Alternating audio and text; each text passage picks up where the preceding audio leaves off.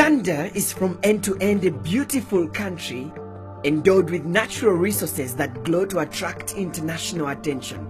With its sacred treasures discovered over centuries, the Pearl of Africa has been internationally recognized as one of the major tourist destinations in the world by international publications including Lonely Planet, National Geographic Travel Magazine, Travel Africa Magazine, and the list is endless. It is no wonder that over 2 million tourists travel to various national parks every year to enjoy this beauty characterized by the profusion of wild beasts, birds, reptiles, and plants. In fact, the tourism industry contributes $1.5 billion to the country's economy, that is 9% of Uganda's GDP. But all this could be lost in the near future if the problem of poaching is not dealt with perpendicularly. Every year, the Uganda Wildlife Authority registers several cases of poaching in different national parks that has cost the country dearly. Elephants are top on the hit list because of the lucrative ivory trade. Buffaloes, giraffes, cobs are also on the target for the bushmeat business, whose market is also on the rise.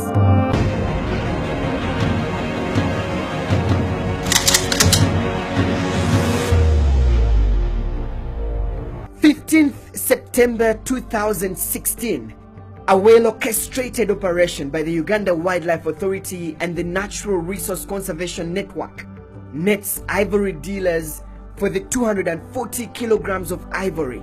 Mehdi Ibrahim and his colleague, only identified as Muhammad, were looking for Asian buyers for the consignment. The intelligence team from the Natural Resources Conservation Network identify a Chinese national as a potential buyer. They set up a location for the transaction in one of the houses in upscale Kololo. The negotiations are finalized and they agreed that each kilogram of ivory will go for $248. Once the two arrive at the location, the intelligence team moves in and they are arrested. Julius Odeke is the officer who led the operation. This is the biggest consignment for this year that we have ever intercepted or got from the traffickers. Odeke also reveals that after intense interrogation, the ivory had been collected from different parts of the country. His narrative details that some of the elephant tusks appeared fresh, considering their weight and texture. The two are still on remand in Luzira prison, awaiting their sentence as the case is pending. The impounded ivory was worth $60,000. Similar arrests have also been conducted elsewhere in the country. Each and every week, we arrest people with the ivory. We've been actually getting people from, the other day we got them from Nebi, whereby two traffickers were arrested with the ivory was 10 kilograms. We arrested again 3 people in Arua with the 40 kilograms of ivory. We arrested some in Western Uganda, Mbarara, but this one was now on with the rhinoceros horn, which was actually weighing 6.7 kilograms, was something like 251 million. Basing on this narrative, I suspect that if Nebi and Arua are cited as some of the places where ivory has been impounded, poachers must be raiding Murchison Falls National Park, since the two districts are close to the park. In order to understand whether there are any elephants that have been hunted down by the poachers in Murchison Falls National Park, I drive more than 400 kilometers from the capital Kampala to the park. The beautiful scenery of the Nile exploding through a narrow gulch and water falling down to become a calm river is perhaps what makes this national park outstanding. Between July to September 2016, over 12,000 people visited the park, generating 2.8 billion shillings for the quarter. As we cross River Nile, from a distance you notice elephants feeding along the river banks. The elephant population in the park is estimated at 1,352. only second to Queen Elizabeth National Park. As I drive through the park, I can only gaze in awe of the vast wildlife that is scattered across the park. My interest, though, is to find out whether there are cases of poaching that have been registered in the park. I turn to my guide for some answers. Those giraffes, they move at a different vegetation. At times you could find them moving to the riverine vegetation where it's a bit dense. And in some of the areas, they at times can suffer some wire snares. So when a giraffe walks, it can be able to pick the wire on its leg, and when it gets tight, if it's not removed, it can easily kill the giraffe. My tour guide also informs me that for the year 2016, about 8 giraffes were trapped in wire snares, although all of them were rescued. But not only giraffes have fallen prey to the poachers' snares. 11 buffaloes were reported to have been killed by the poachers. The death of an animal in the park can only be equated to a death of a friend. Really, our animal is now gone by these poachers from across. When I ask him if there are any elephants that have been killed by poachers for ivory, he rather refers me to his boss for more details. I meet Eric Enyuel, a senior veterinary doctor at the park and also one of the top administrators, who confirms to me that the park has registered some elephant fatalities due to poaching. Dr. Enyuel shares with me that out of the 5 elephants that died in 2015, 2 of them were hunted down by poachers. They had gone, I think, they wanted a tusk from the elephant. And the person managed to hit the elephant on the back, the center of the back. And the thing went up to this point, deep inside. Memorable and painful for him is the most recent incident when a young elephant bull got trapped in a wire snare. Its trunk was trapped in a wire snare that squeezed it so tight, which weakened the elephant. The trunk is, that is where the life is. That trunk is where it uses that for drinking water. It is the same trunk which it uses for defending the enemies, to guard the babies, and generally to cool the body, picking water to throw it all over the body. But once you saw the picture, the thing had already compromised the strength of that part of the body.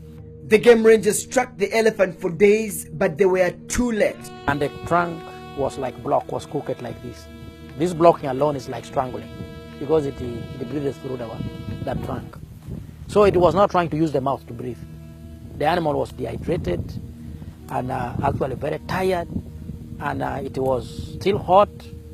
So very many things came into play. And finally the animal gave up, lost the battle. As a national park administrator, the park lost a key member of the herd. That thing alone killed that elephant together with all its unique genes. So it went off, did not give it to the population, did not pass the gene to the next. So that means it is like encapsulated like this and then washed away. And it means a lot. The rangers who had been tracking the elephant for days and Dr. Enyuel gave the elephant a decent send-off. But before it could be buried, its tusks were cut off to prevent the poachers from taking the ivory.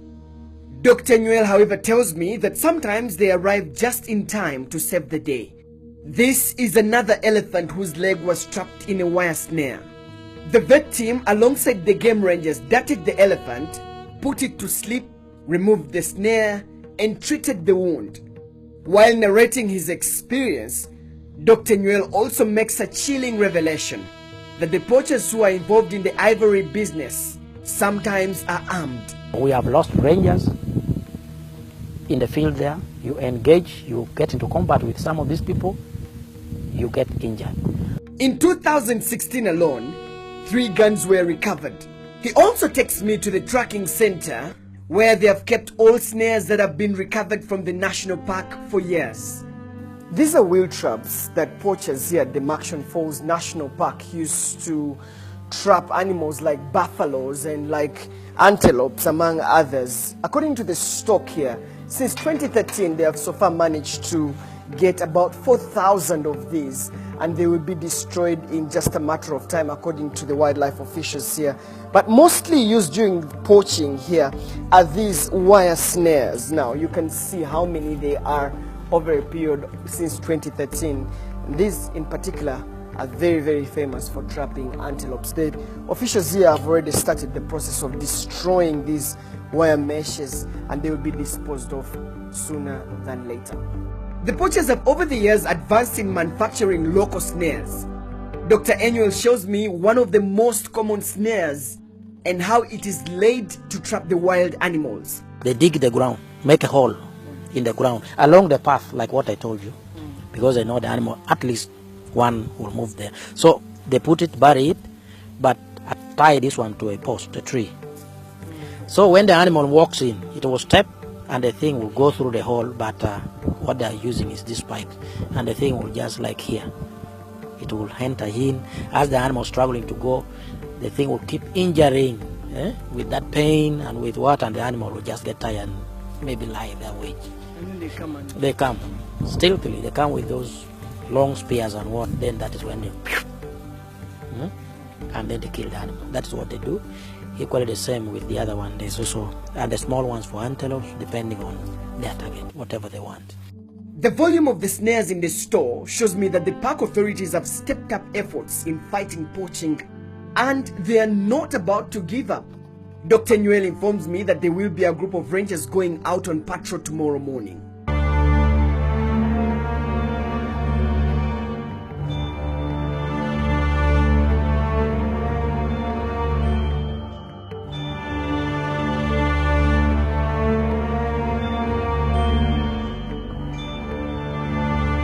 It is exactly 5 minutes past 6 o'clock in the morning. A group of rangers arrive at the armory for a debrief about the operation.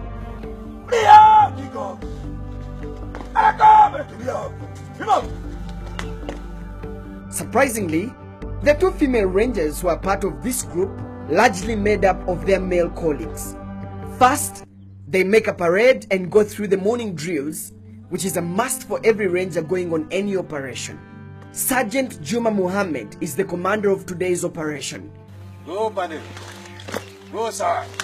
Go, Panel. He briefs the team about the mission. Collect all wire snares that will come across all any trap. Document all what you will see, delete what you will see in the field, so that you can use it presentation either in court or any other for management purposes. Before the parade is dismissed, the commander Juma asks if all the rangers are up to the task and whether they are all healthy.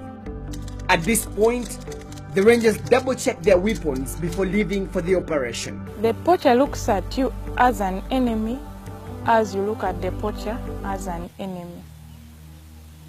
You may not know whether the enemy is having a gun unless you see, but we handle them in a professional way.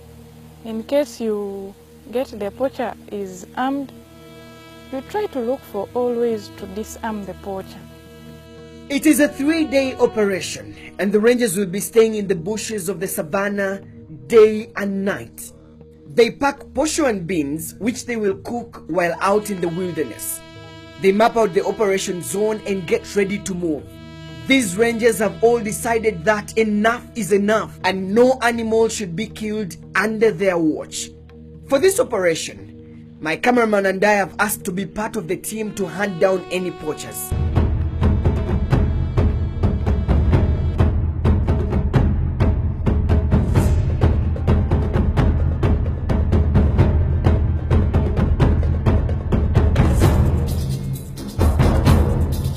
We are going to Punori, which is on the northern side of Murchison Falls National Park, for a patrol. And the patrol team here has one aim of at least managing to capture all the poachers who could be there, but also most importantly to remove some of the snares. It is going to take us 3 days in the field, and we're hopeful that by the end of that period we should have seen at least a snare or also arresting some poachers. In the heat of the day, we move several kilometers into the wild with the heavily armed rangers carefully searching for any snares.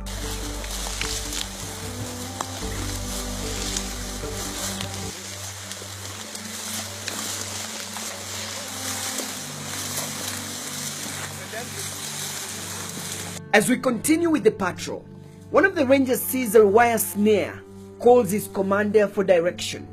The snare is removed and we are told to be very careful with every step that we take.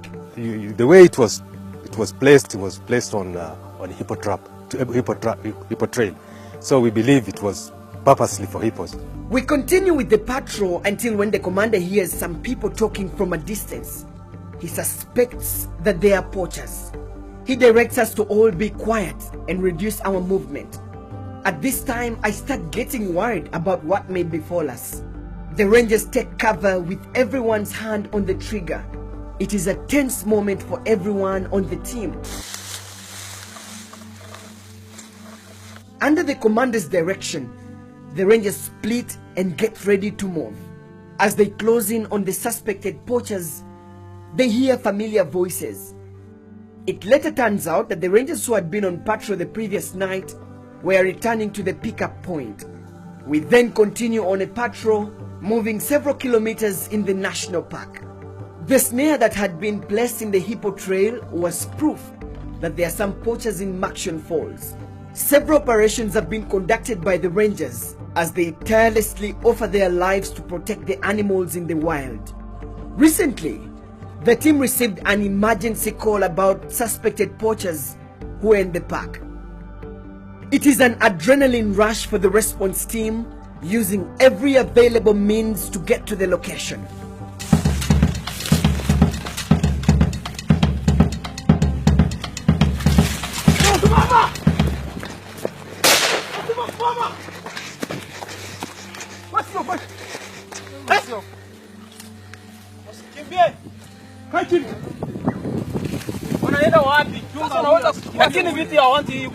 We must fight these people. We are not going to rest until when we make sure that we're rid of this protected area of the elephant poachers. Several people are arrested, suspected to have been hunting down elephants for ivory. In fact, in 2016, 186 poachers were arrested by the rangers, a figure lower than 123 who were arrested in 2015. Out of the 186 people who were arrested in 2016 for poaching, 99 cases have been prosecuted and the cases disposed of with a conviction rate of 95%. As I continue with my investigation, I meet Gertrude Chirabo, the community conservation officer for the park. She tells me that once the cases go to court, it is sometimes very difficult to prosecute the suspects.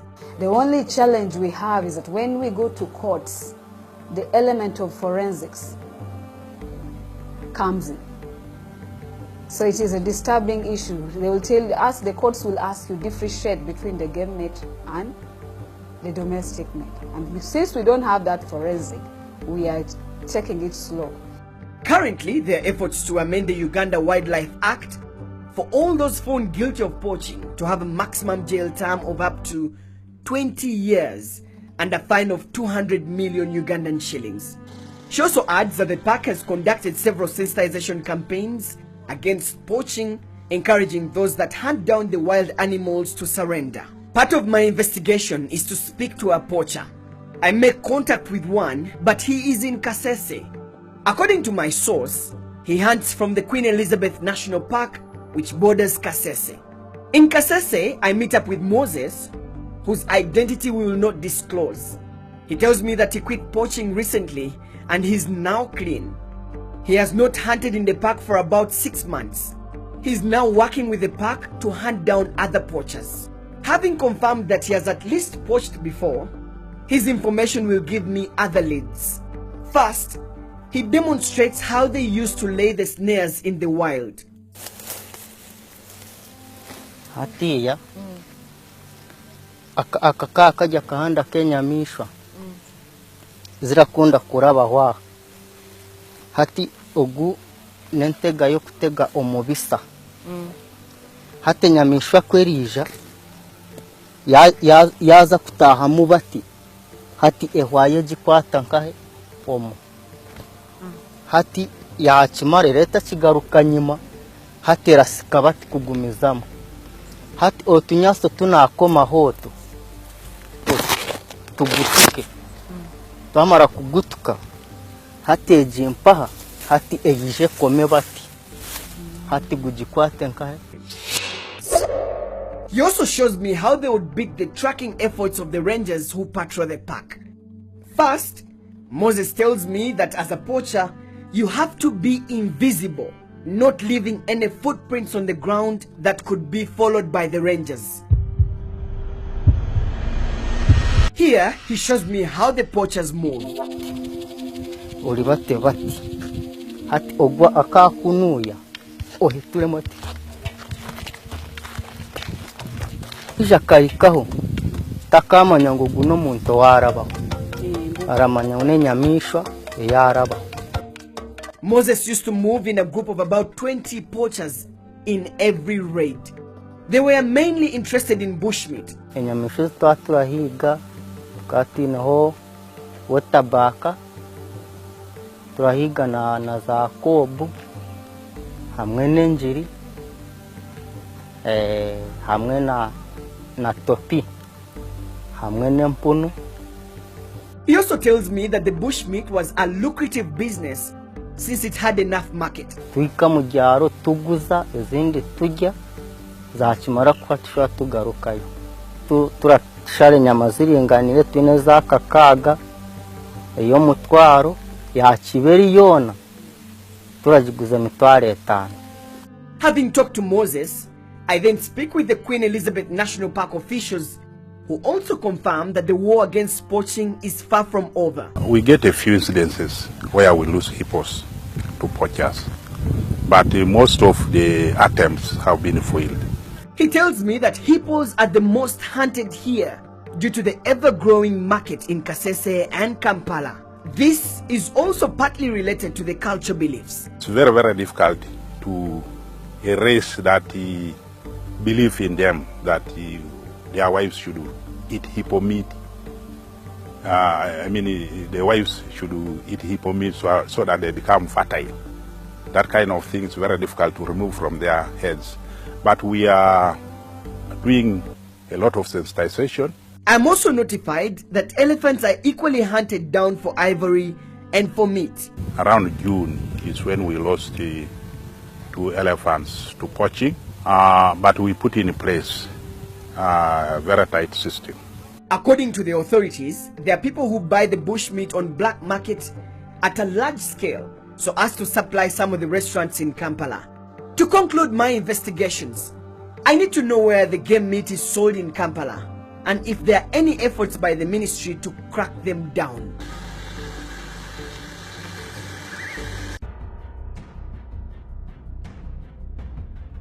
I get several leads on restaurants that sell bushmeat. We zero in on one of them. It is difficult to shoot in some of these locations.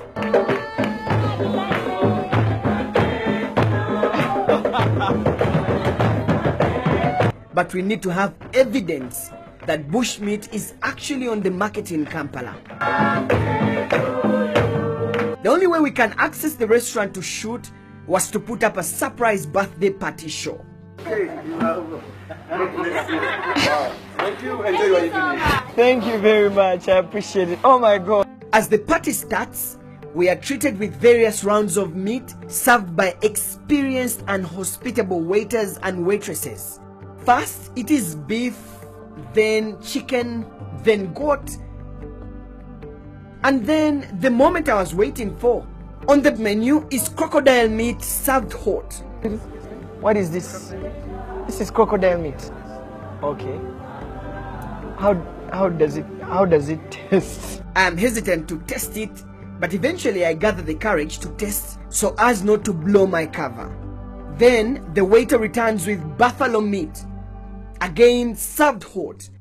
Well, people come to this restaurant to have a taste of bushmeat, from buffalo to crocodile. Sometimes there is even hippopotamus on the menu. Today it was buffalo and crocodile. Crocodile meat doesn't taste so well, but the buffalo meat is just like that of beef. So this really is evidence enough that game meat is actually on the market. I also pick intel that the restaurant has a license to sell the game meat issued by the Uganda Wildlife Authority. That leaves me wondering why Uganda Wildlife Authority, which is fighting poaching, is the same authority that is issuing licenses to restaurants to sell game meat. The people that sell game meat on the market, on the roads, are doing it illegally, because we also don't license game meat hunting or game meat selling in Uganda. We do license some restaurants, big restaurants, to import game meat from Southern Africa, because there are countries which are doing cropping of their wildlife and then they sell game meat. In Uganda we don't do that because our sport hunting is a young industry and it does not have the capacity to sustain game meat. It can be believed that if there is demand for the bushmeat from the restaurants that are willing to pay an extra coin to have it, the poachers will not stop to risk their lives to hunt down Uganda's treasures for a living. And with the growing demand for ivory at the international market, Uganda needs to double its efforts to keep these giant animals safe for the future generations to behold.